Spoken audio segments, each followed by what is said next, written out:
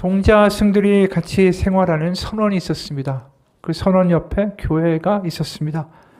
교회에서 항상 찬송가를 틀어놓으니까 그 선원에서 생활하는 동자승들의 입에서도 찬송가 곡조가 흘러나오기 시작했습니다. 심지어 동자승들이 복음성가 예수님 찬양 여기다가 관세음보살 가사를 넣어 흥얼거리기 시작했답니다. 그걸 본 그 선원의 주지가 동자승들을 모아놓고 말했습니다.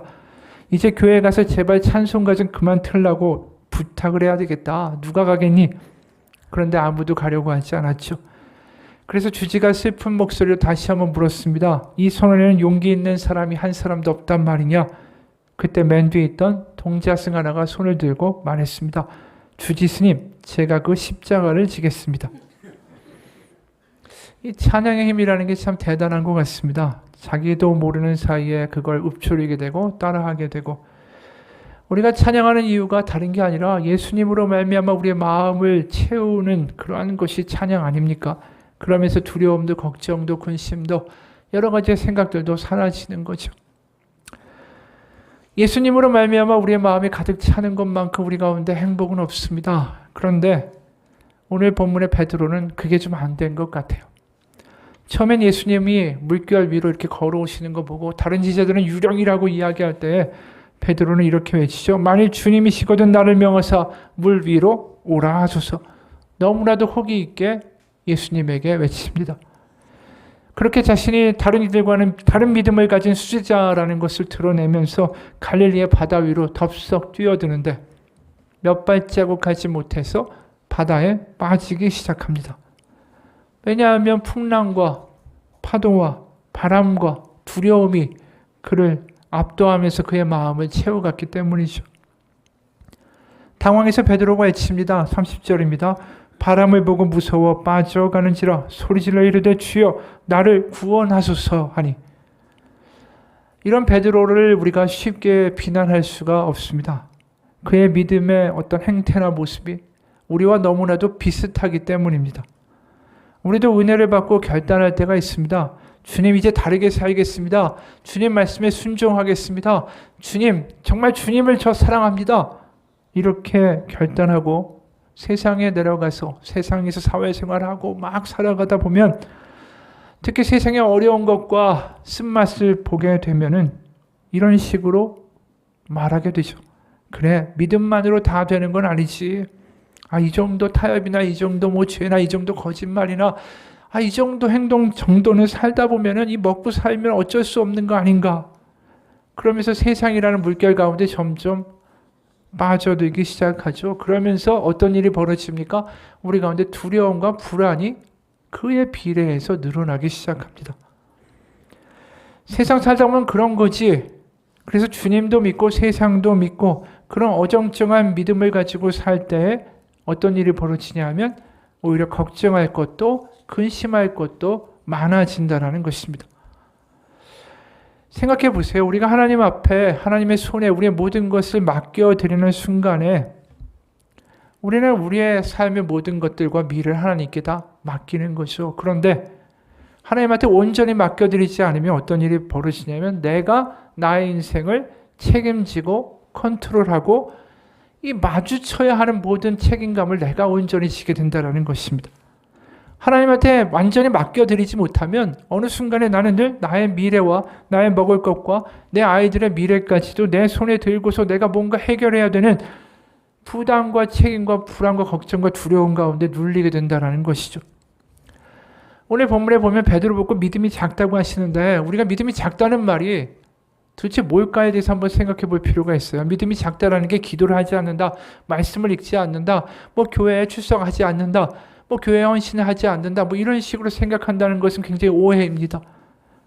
믿음이 작다, 작아진다라는 것은 뭐냐 하면 내 인생과 나의 미래를 주님의 손에서 내 손으로 점점점 가져오는 것을 믿음이 작다라고 말하는 거예요.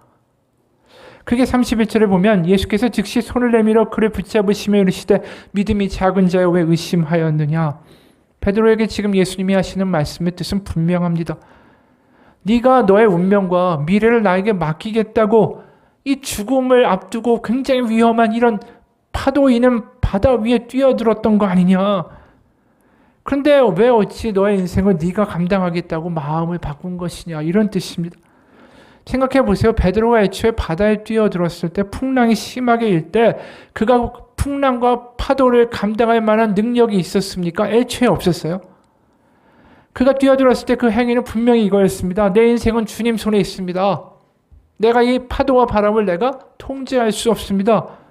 근데 막상 파도를 보고 닥치는 바람을 보니까 무슨 생각이 들었습니까? 내가 어떻게 이걸 감당하지? 내가 어떻게 내 목숨을 지킬 수 있을까? 바로 내가 이 모든 것들을 대처해야 된다는 생각에 압도되기 시작한 거예요. 우리도 마찬가지입니다. 믿음을 단순하게 표현하면 나의 미래와 삶을 주님께 온전히 맡기느냐 아니냐의 문제인 거예요. 그래서 믿음의 특징이, 그렇게 하나님께 맡긴 믿음의 특징이 뭔지 아십니까? 그만큼 맡긴 만큼 자유롭고요, 맡긴 만큼 담대해진다라는 것입니다. 생각해 보세요. 내가 내 인생과 나의 미래를 주님의 손에 맡기지 않고 내 힘으로 모든 걸 하려고 하면 내 앞에 닥치는 모든 맹수와 같은 위협들과 파도들을 다 내 손으로 감당해야 되는 거예요. 근데 그게 언제까지 가능하겠습니까? 언제까지 우리를 닥쳐오는 죽음과 수많은 환난과 경제적 위기들을 내 힘으로 모든 걸 다 이겨낼 수가 있겠어요? 불가능한 이야기죠. 어느 목사님의 간증입니다. 한 번은 가난 말기인 어린 여자아이를 신방하러 병원에 간 적이 있었습니다. 신방에 가면서 하나님, 어떻게 기도를 해야 돼요? 계속 고민하면서 기도했죠. 제 마음속에서 이 아이는 정말 죽은 아이와 같았습니다. 어린아이인데 이미 배 복수가 찼고 더 이상 치료가 불가능한 상태였습니다. 병원도 다 포기한 그 아이를 목사니까 신방을 가야 하는 것입니다. 간암이 기적적으로 낫게 해달라고 기도를 해야 되나? 기도하면 정말 고침을 받을 수 있을까?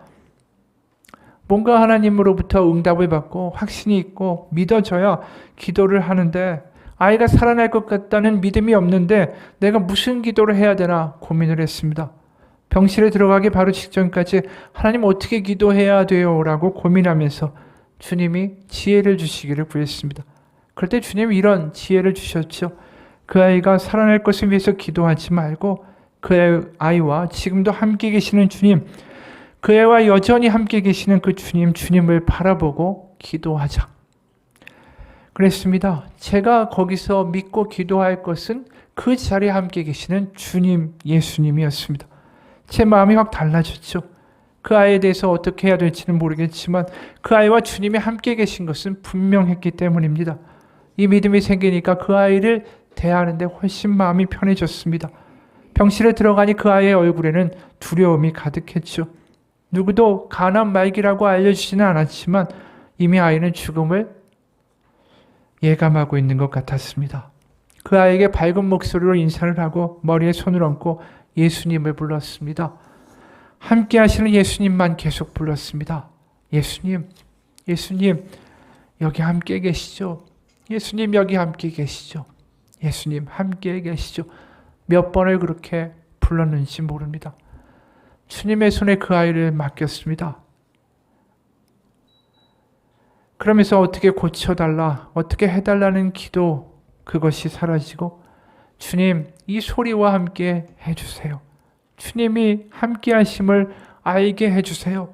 그렇게 한참을 손을 아이에게 얹고 기도를 했습니다. 그리고 예수님을 바라봐. 예수님이 지금 너와 함께 계셔. 주님을 바라봐. 그렇게 말하는데 숨도 제대로 쉬기 어려워하는 그 아이가 아멘, 예라고 대답하는데 그 목소리를 듣고 저도 너무나도 마음이 울컥했습니다. 이게 이 목사님의 이야기예요. 여러분, 죽음이라는 맹수를 우리의 힘으로 감당할 수가 있겠습니까? 우리의 삶엔 죽음 아니라도 수많은 어려운 일들이 우리를 맹수같이 물어뜯으려고 달려듭니다. 우리가 그 가운데 해야 될 일이 뭐겠습니까? 우리의 맨손으로 그 맹수를 물리치려고 애쓰는 삶을 살아야겠습니까? 아니면 도망치려고 열심히 달리기만 해야 되겠습니까? 우리가 해야 될 일은 결국 우리의 인생과 삶을 내 손으로 통제하려는 시도를 내려놓고 우리의 미래와 삶을 주님께 맡겨드리고 내어드리는 것뿐입니다. 그래서 성경에도 가장 많이 나오는 단어 중에 하나가 뭔지 아십니까? 손입니다. 바로 구약을 보면 이스라엘 백성들이 여러 가지의 어려움을 겪게 되죠. 외부의 침략을 겪게 되고 나라의 근간이 흔들리게 되고 그럴 때마다 하나님은 이스라엘에게 이런 말씀을 주셨어요. 이사야 41장 10절입니다. 두려워하지 말라 내가 너와 함께함이라 놀라지 말라 나는 내 하나님이 됨이라 내가 너를 굳세게 하리라 참으로 너를 도와주리라 참으로 나의 의로운 오른손으로 너를 붙들리라. 이 말씀이 뭡니까? 너희 지금 풍파가 일고 바벨론 또 아수르 같은 나라들이 쳐들어올 때 이제 다 끝났다라고 그렇게 탄식할 수밖에 없을 때 그때가 어느 때인지 아니? 바로 너의 인생과 미래를 나의 손에 온전히 맡길 때란다. 이 이야기 하신 거예요. 그래서 시편에도 이런 비슷한 구절들이 많이 나옵니다. 몇 개의 구절을 보죠. 시편 17편 7절입니다. 주께 피하는 자들을 그 일어나 치는 자들에게서 오른손으로 구원하시는 주요. 17편 14절 여호와여 이 세상에 살아있는 동안에 그들의 분깃을 받은 사람들에게서 주의 손으로 나를 구하소서. 시편 19편 1절입니다. 하늘의 하나님의 영광을 선포하고 궁창이 그의 손으로 하신 일을 나타내는도다. 시편 37편 24절 그는 넘어지나 아주 엎드려지지 아니함은 여호와께서 그의 손으로 붙드심이로다. 시편 60편 5절입니다. 주께서 사랑하시는 자를 건지시기 위하여 주의 오른손으로 구원하시고 응답하소서. 시편 108편 6절 주께서 사랑하시는 자들을 건지시기 위하여 우리에게 응답하사 오른손으로 구원하소서. 그런 주님의 손이 오늘 본문에서 베드로에게도 다가오죠. 바닷속에 빠져가던 베드로에게 예수님은 손을 내밀어 그를 건져주십니다. 바로 예수께서 즉시 손을 내밀어 그를 붙잡으시며 베드로는 여기서 뭔가를 느끼지 않았을까요? 주님께 자신의 삶과 미래를 맡긴다는 것이 무엇인지 조금은 말입니다. 여러분 우리의 인생을 주님께 얼마만큼을 맡겨드릴 수 있는가? 그게 믿음의 분량이에요. 단순해요. 믿음이 복잡하게 생각할 게 없어요. 내가 주님에게 나의 미래와 나의 삶을 얼마만큼 맡기고 살아가는가가 믿음입니다. 그럴 때 주님의 오른손이 우리의 인생을 인도하시고 지키시고 보살피시는 것을 경험하는 것이 바로 우리가 이야기하는 믿음의 간증이고 체험인 거예요. 정호승 시인의 빈손은 사람의 생명을 구한다는 글이 있습니다. 사람은 태어나서 엄마의 손부터 잡는다. 아기는 엄마가 손을 잡아주지 않으면 단 한 시도 살아갈 수가 없다. 토닥토닥 토닥여주는 엄마의 손을 통해 아기는 크나큰 사랑과 평온을 얻는다. 엄마의 손은 바로 생명의 손이며 하나님의 손을 대신해 준다. 내게도 나를 길러준 어머니의 손이 있다. 내가 눈물을 흘릴 때 어머니의 손은 언제나 나의 눈물을 닦아 주었다. 내가 상처받고 고통스러워할 때 어머니의 손은 언제나 내 상처를 어루만져 주었다. 아마 이런 어머니의 손이 없었다면 오늘날 한 인간으로서의 나는 없었을 것이다. 생각해보면 어머니의 손은 참으로 부지런했다. 잠시도 쉬지 않고 일하는 손이었다. 여든이 된 내 어머니의 손은 지금도 여전히 바느질을 하고 재봉틀을 돌리고 걸레를 빨고 밥을 짓는다. 손은 쉬지 않고 열심히 일할 때 아름답다. 놀고 있는 게으른 손은 추악하다. 많은 사람들이 일하지도 않는 손을 정성껏 가꾼다. 그런 손은 겉으로는 아름다운 것 같지만 실은 아름다움을 상실한 가짜 손이다. 못자국이 난 예수님의 손에도 십자가에 매달려 못 박히기 전에 몫으로 일하시면서 생긴 굳은 살이 박혀 있었다. 어릴 때 나는 교회에 나가시는 어머니를 자주 따라가 본 적이 있었다. 어머니는 누구보다도 일찍 일어나 새벽 기도를 나가셨다. 교회 차디찬 마룻바닥에 꿇어앉아 두 손을 공손히 모으고 기도하던 어머니의 그 겸손한 손이 지금도 잊혀지지 않는다. 우리 집 안방에 걸려있던 예수님의 사진 또한 마찬가지다. 골고다 언덕에서 가시관을 쓴 머리에 피를 흘리시며 무릎을 꿇고 두 손을 모아 하늘을 우러러 간절히 기도하시는 예수님의 손이야말로 우리 인간의 눈물과 상처를 닦아주고 어루만져 주기 위한 사랑의 손이셨다. 여러분, 이 글을 읽으면서 그런 생각이 듭니다. 우리가 태어나서 자라는 동안에 어머니의 손이 없었으면 우리는 생존할 수 없었을 겁니다. 그리고 아이는 그 어머니의 손에 자신의 인생을 온전히 맡기는 거죠. 그러면서 아이에게 엄마는 전부가 되고 또 엄마에게 아이는 전부가 됩니다. 신앙도 마찬가지입니다. 우리가 나이를 먹는다고 해서 우리가 하나님 앞에서 뭐 할 수 있다라고 말할 수 있는 그런 존재입니까? 여전히 하나님 앞에 어린아이와 같은 존재일 뿐입니다. 어린아이가 자신의 힘으로 세상 풍파를 다 이기고 내가 다 할 수 있다라고 말하는 것이 얼마나 어리석은 일입니까? 어린아이가 살 길은 뭡니까? 어머니에게 자신의 모든 것을 다 던지듯이 우리도 하나님 아버지에게 그분의 손에 우리를 맡겨야 하는 거 아닙니까?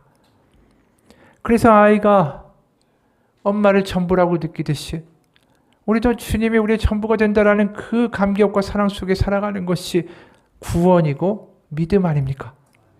그래서 예수님도 이런 말씀을 하신 적이 있습니다.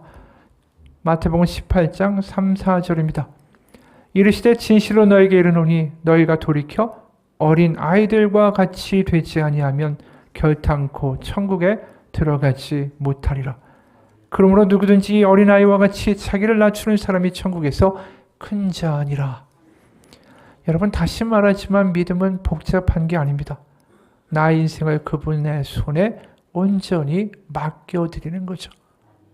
그것이 매일마다 우리가 하는 기도고 그것이 우리가 순간순간 드리는 고백이 되어야 합니다. 그런데 그것이 부담스럽다고 말하는 사람도 있겠죠. 매일마다 뭐 그렇게 사냐. 근데 생각해 보세요. 내가 스스로 아이다. 내가 무능하다.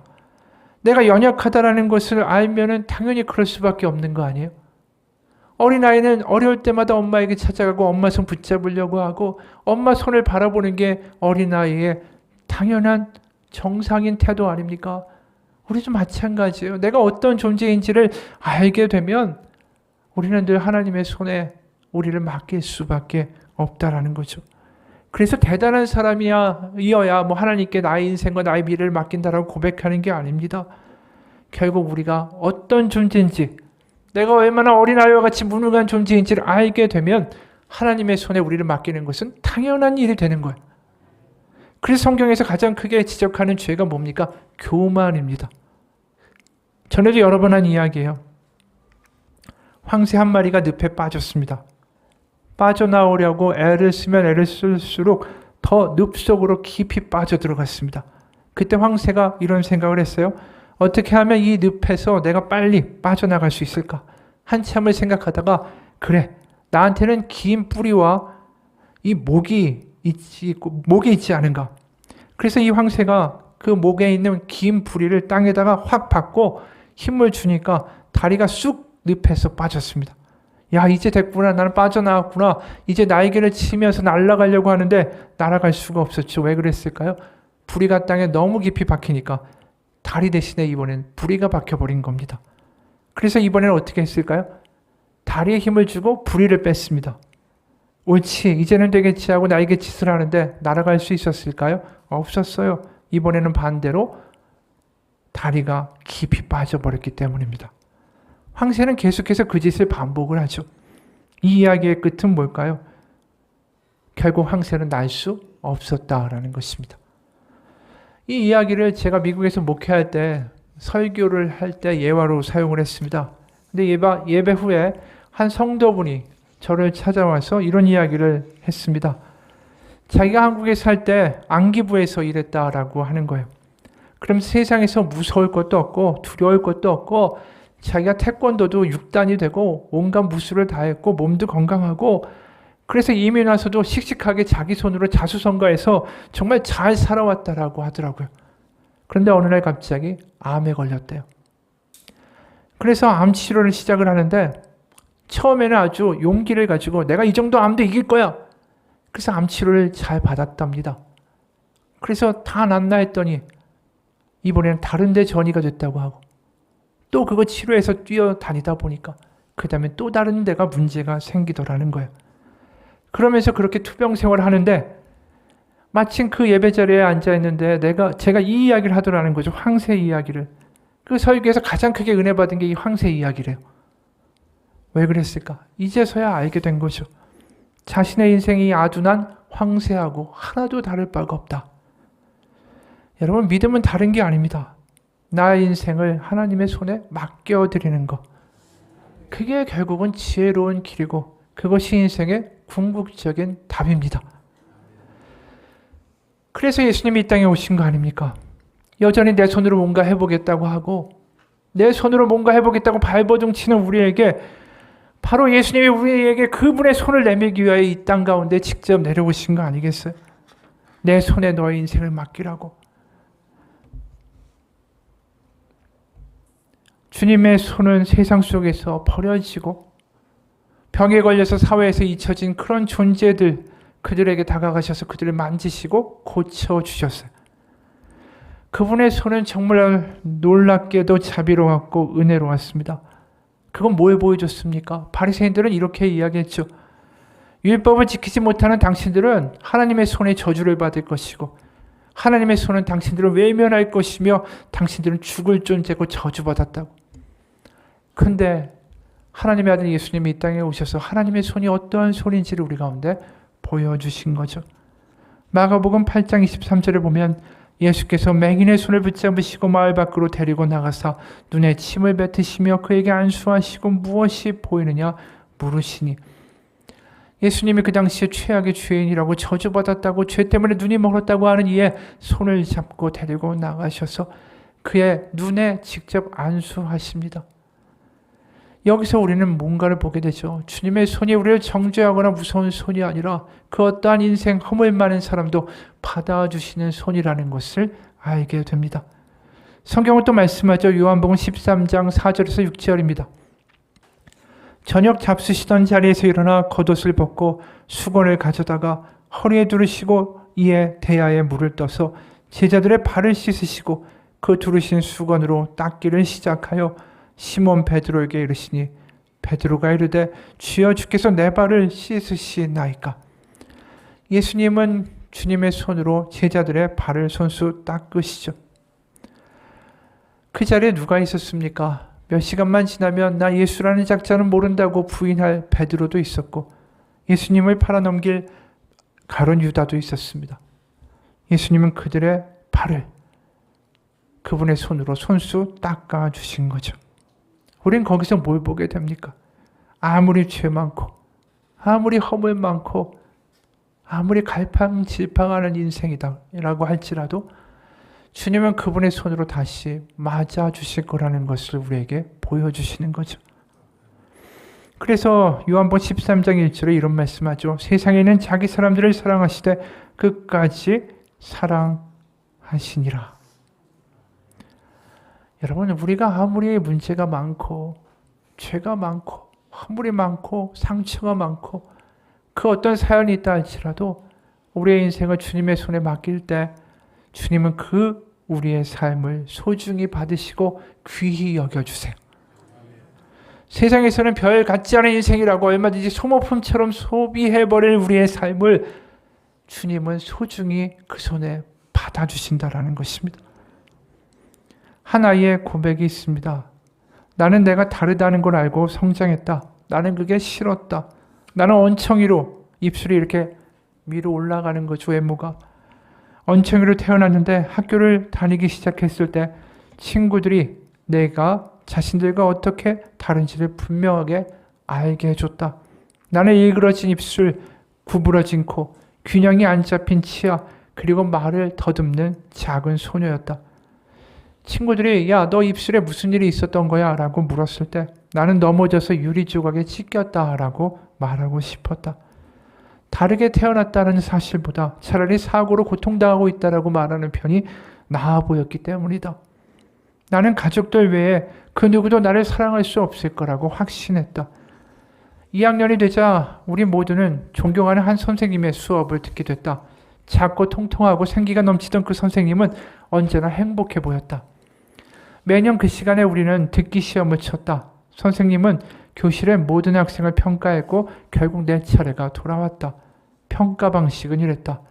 우리가 문을 등지고 서서 한쪽 귀를 막으면 책상에 앉아 계시던 선생님이 뭔가를 속삭이셨고 우리는 그 말을 따라하는 것이었다. 이를테면 하늘은 파랗다 라든지 신발은 새로 샀니 같은 말이었다. 나는 하나님이 선생님의 입에 어떠한 말을 두실까 기다렸다. 그런데 한참 후에 잠시 후 선생님의 입을 통해 나온 그 5마디가 나의 인생을 송두리째 바꿨다. 그때 선생님이 이렇게 속삭이셨다. 나는 네가 내 딸이었으면 좋겠어. 이 아이는 그 순간에 자신의 인생이 있는 그대로 받아들여지는 감격을 경험하게 됩니다. 우리가 주님의 사랑을 경험한다는 것이 그것입니다. 우리같이 얄팍하고 이기적이고 즉흥적이고 때로는 나도 싫은 나 자신을 주님이 그분의 손에 받아주시고 우리를 주님의 자녀라고 불러주시는 그 감격이 우리를 변화하게 하는 것입니다. 오늘 베드로를 잡아주시는 예수님의 손이 바로 그 증거입니다. 예수님께서 베드로가 빠져나갈 때 어떻게 물에 빠질 때 뭐라고 하십니까?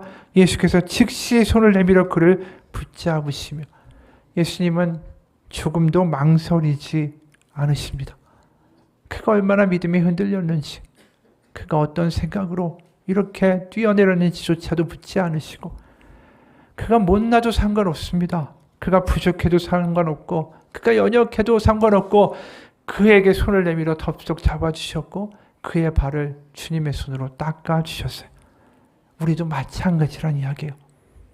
우리가 연약하고 실수하고 보잘것 없어도 우리가 주님의 손에 우리의 인생을 드린다고 이야기할 때 그분은 그것을 귀히 받아주시는 거예요. 그 사연과 그 사건들을 베드로가 어떻게 잊겠어요? 세족식에서 자신의 발을 닦아주시던 예수님의 손길. 주님께 나의 인생을 맡기겠다고 배 위에서 뛰어내렸을 때 몇 발자국 안 돼서 가라앉을 때 자신의 손을 잡아주셨던 주님의 손길. 그걸 베드로는 평생 잊을 수가 없겠죠. 그리고 베드로가 나중에 예수님이 십자가에 못 박히시고 부활하신 다음에 성령이 임하신 다음에 그가 놀랍게 변화되는 모습을 보여줍니다. 사도행전 3장 1절에서 7절 세 번역입니다. 오후 3시에 기도 시간이 되어서 베드로와 요한이 성전으로 올라가는데 나면서부터 못 걷는 사람을 사람들이 떠매고 왔다. 그들은 성전으로 들어가는 사람들에게 구걸하게 하려고 이 못 걷는 사람을 날마다 아름다운 문이라는 성전 문 곁에 앉혀놓았다. 그는 베드로와 요한이 성전으로 들어가려는 것을 보고 구걸을 하였다. 베드로가 요한과 더불어 그를 눈여겨보고 그에게 말하였다. 우리를 보시오. 그 못 걷는 사람은 무엇을 얻으려니 하니 하고 두 사람을 빤히 쳐다보았다. 베드로가 말하기를 은과 금은 내게 없으나 내게 있는 것을 그대에게 주니 나사렛 예수 그리스도의 이름으로 일어나 걸으시오 하고 그의 오른손을 잡아 일으켰다. 지금 베드로가 이 사건을 일으키는 상황이 어떠한 지경인지 아십니까? 베드로가 사람들의 주목을 받는 사건을 하나라도 일으키면 순간 예수님의 잔당이라고 저 사람을 저작자를 잡으라고 잡혀갈 수 있는 거예요. 그래서 예수님을 죽였던 바리새인들과 서기관들과 제사장들이 얼마든지 베드로도 십자가에 못 박아 죽일 수 있는 상황이었단 말입니다. 그런데 너무나도 대담한 일을 벌이죠.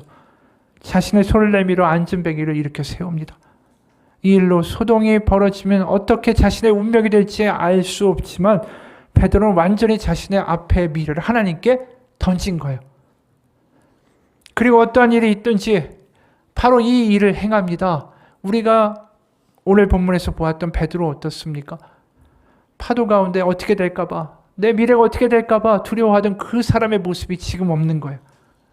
바로 그 성전에서 담대하게 자신을 위협하는 파도와 같은 이 바리새인들과 제사장들을 바라보면서도 조금 더 눈 깜짝하지 않고 바로 그 앉은 뱅이에 손을 내밀어 일으킵니다. 왜 그럴까? 바로 보잘것없던 자신의 인생에 늘 손을 내밀어 주셨던 그 예수님이 떠올랐기 때문이죠. 파도에 빠져가던 자신에게 내밀었던 예수님의 손길, 자신의 발을 닦아주셨던 예수님의 손길, 그 손길을 생각하면서 지금 병자의 손을 붙잡아 일으킵니다. 그럴 때 베드로의 손은 자신의 손이 아니라 예수님의 손이 되는 거죠. 여러분, 우리가 우리의 인생을 주님께 온전히 내어드릴 때, 예수님이 우리의 전부가 될 때, 바로 주님은 우리의 손을 통해서 그분의 복음을 이 땅에 전하십니다. 바로 우리가 그분의 손이 되어서 어떤 것을 세상 가운데 보여주는 건지 아십니까? 오늘 베드로가 세상 가운데 보여주는 게 뭔지 아십니까? 당신의 삶을 나처럼 주님께 맡기십시오. 그분이 우리의 손을, 우리의 인생을 귀히 받으사 우리를 아끼시고 지키시며 회복시키실 겁니다. 그분의 손에 맡기십시오. 은과 금은 내게 없으나 내게 있는 것을 그대에게 주니 나사렛 예수 그리스도의 이름으로 일어나 걸으시오. 여기서 은과 금이 없다는 말이 뭐예요? 나는 내일 먹을 것도 없다라는 거예요. 나의 인생은 완전히 주님께 맡겼다라는 거죠. 이제 나의 모든 계획은 주님이 인도하시는 것입니다라고 이야기하는 것이고, 내게 있는 것을 너에게 준다라는 말은 뭡니까? 바로 나에게 이제 전부가 되어버리신 예수님, 그분의 생명, 그분의 성령이 바로 나를 통해서 당신에게 역사하실 것입니다. 내 손이 예수님의 손이 될 것입니다. 이렇게 말하는 거예요. 여러분, 우리의 삶을 주님께 드릴 때 그분은 우리에게 전부가 되어주십니다. 우리가 이만큼 드릴 때 하나님이 이만큼 주시는 게 아니에요. 우리가 드리면 그거보다 더 크게 그분을 우리에게 부어주시는 거예요. 그래서 그분의 생명력이 우리를 장악하고 우리를 다르게 살게 하는 게 바로 복음의 능력입니다. 여러분, 우리의 손이 그렇게 주님의 손이 돼서 주님의 생명력을 전할 수 있는 그러한 미래를 한번 꿈꿔보신 적이 있습니까? 우리가 예수님의 생명으로 충만할 때, 우리가 정말 예수님께 우리의 마음을 들여서 그분이 나의 전부가 됐을 때 우리의 손은 어떻게 될까요? 쓰러지고 낙담하고 지치고 눈물을 흘리고 아픈 이들에게 다가가 그들의 눈물을 닦아주고 그들의 손을 잡아주게 되지 않겠습니까? 근데 왜 우리는 여전히 세상 가운데 파도가 일 때 이 베드로처럼 물결을 두려워하며 거기에 빠져서 허우적거리는 인생만을 살아가고 있을까요? 왜 우리는 여전히 주변 가운데 생명과 회복의 능력의 손을 길을 펼치지 못하고 여전히 지쳐서 낙담하고 살아가고 있을까요? 그 이유는 오늘 분명히 우리가 봤죠. 믿음이 작기 때문입니다. 믿음이 작다라는 게 뭡니까? 우리가 주님께 우리를 온전히 드리지 못하고 살기 때문입니다. 애초에 우리의 능력 없어요. 내 능력으로 할 수 없습니다. 주님의 능력이 우리 가운데 임하셔야 우리는 할 수 있는 거고, 그 능력을 받는 길은 뭡니까? 우리가 주님께 우리의 삶과 미래를 온전히 내어드리는 것, 그게 길입니다. 여러분, 우리의 손으로 우리는 무엇을 하고 있습니까? 우리의 손이 다른 사람을 살리는 생명의 손입니까? 아니면 여전히 손가락질을 하고 남을 때리고 남을 비난하는 지적질하는 손입니까? 우리의 손으로 무엇을 하십니까? 이상한 것을 보고 쓸데없는 문자를 보내고, 이 손으로 우리는 무슨 일을 하고 있습니까? 내 손을 통해서 예수님의 생명이 이 땅 가운데 퍼져가고 있습니까? 어느 책에 보면 이런 이야기가 나옵니다. 예수를 믿은 지 얼마 안 되는 형제가 있었습니다. 그가 하루는 기차 여행을 하게 됐는데 동석한 세 사람은 무료함을 달래기 위해서 카드 놀이를 하자고 그 형제에게 함께 하자라고 말했습니다. 그런데 그는 정중하게 사양을 했습니다. 그랬더니 세 명 가운데 한 사람이 카드 놀이 할 줄 모르십니까? 라고 물었습니다.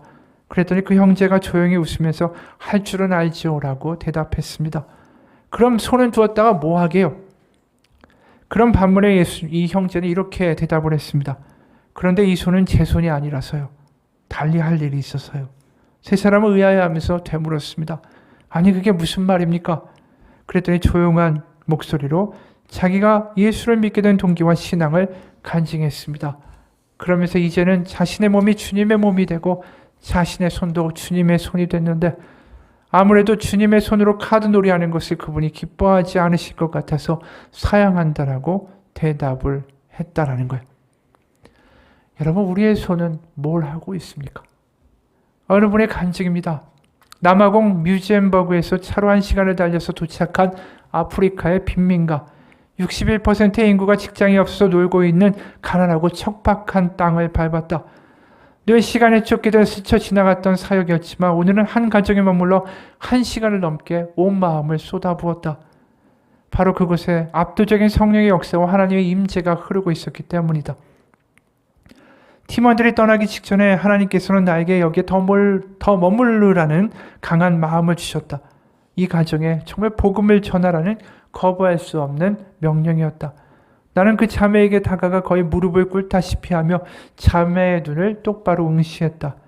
그리고 내 가슴 깊은 곳에 묻어두었던, 아니 애써 잊었던 어린 시절을 꺼냈다.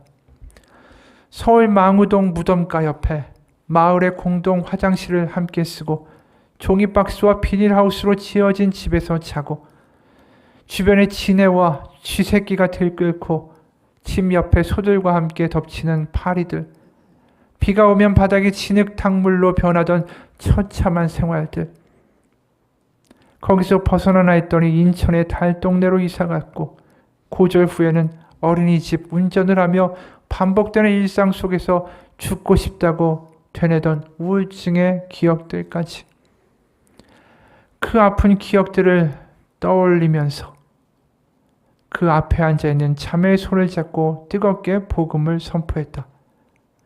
온 세상을 창조하신 위대한 하나님만이 바로 당신의 하나님, 당신의 친아버지십니다. 예수님만이 우리를 이 절망에서 건져내 주실 유일한 구원자시고 우리의 도움의 손입니다. 그렇게 선포하면서 외칠 때 나의 비참했던 과거가 그 현재의 잠의 현실과 맞닿으면서 놀라운 일이 벌어졌다.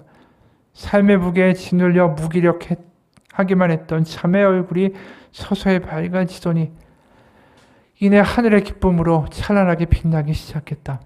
하나님의 임재가 그 잠의 영혼을 덮는 순간이었다. 과거의 나의 상처는 부끄러운 흉터가 아니라 절망에 빠진 영혼을 일으키는 생명의 통로였다. 하나님께서는 나의 눈물을 닦아주셨을 뿐 아니라 그 눈물 자국을 통해 누군가의 눈물을 닦는 위로자로 나를 세워주셨다.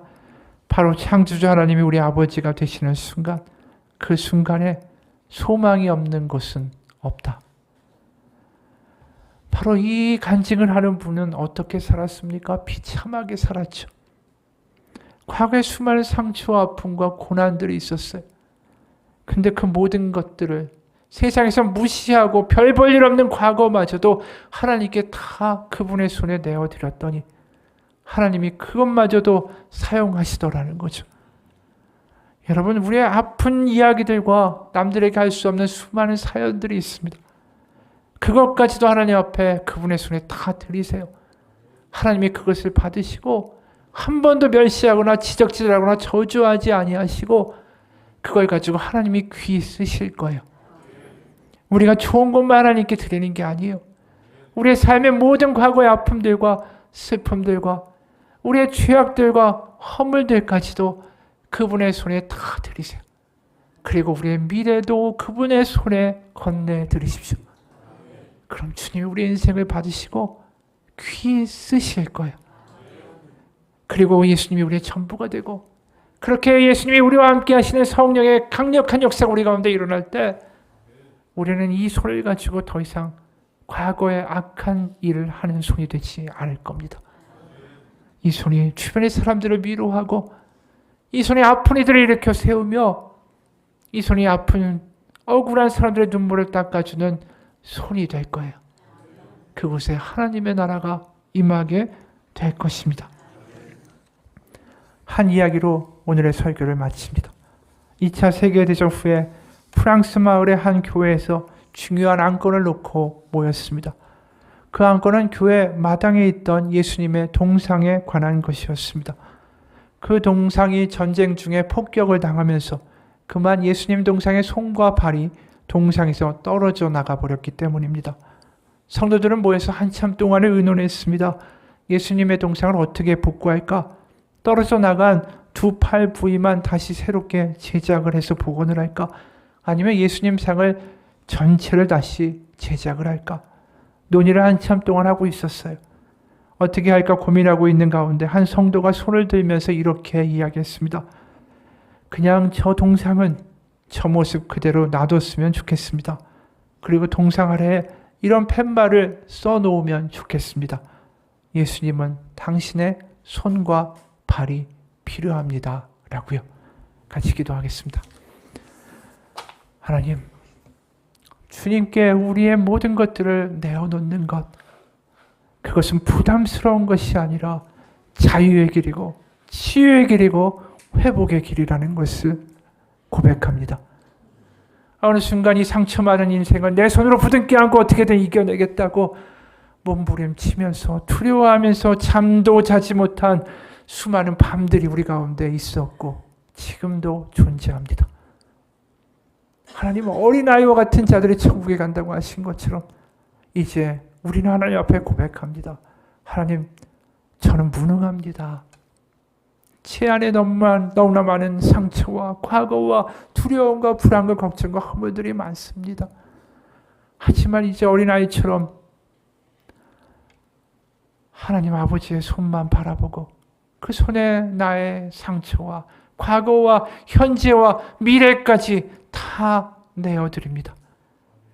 주님 손에 우리의 인생을 귀히 받아주시고 우리의 인생을 하나님의 뜻대로 놀랍게 사용하여 주옵소서.